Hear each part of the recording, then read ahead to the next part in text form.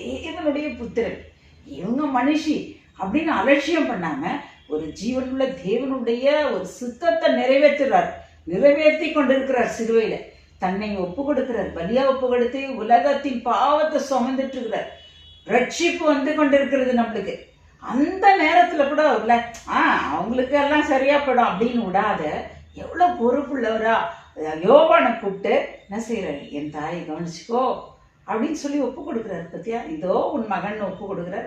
இவங்களுக்கும் அவர் வந்து வயசுல சின்னவராக இருக்கிறாரு யோவான், அவருக்கு அனுபவங்கள் இன்னும் வேணும், அதனால ஒப்பு கொடுக்குறாரு. ஏன் ஆண்டவர் 12 சீஷர்ல ஒருத்தன் வந்து காட்டி கொடுத்துட்டு போயிட்டான், 12 சீஷர்ல யோவானை தேர்ந்தெடுத்தார் அப்படின்னு நம்ம பார்த்தோம்னா, யோவான்ற ஒரு அன்பான சீஷனா இருந்தா நம்ம வேதத்துல படிக்கிறோம் இல்லையா, இயேசு கிறிஸ்துவின் மார்பிலேயே எப்பொழுதுமே சாஞ்சின்னு இருந்தாராம்.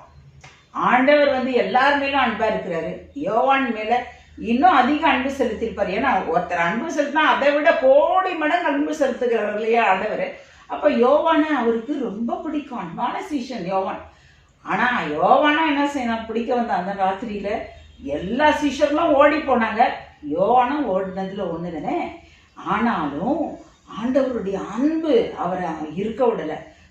ஓடி வந்து அவர் என்ன செஞ்சிட்டாரு, ஆண்டவருடைய பாதத்துக்கு வந்துட்டார், சிலுவையின் அண்டையில வந்து நிக்கிறார்.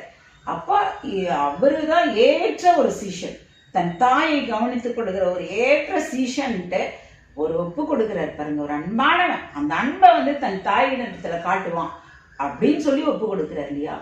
எவ்வளவு அருமையான ஆண்டவர் இல்லையா.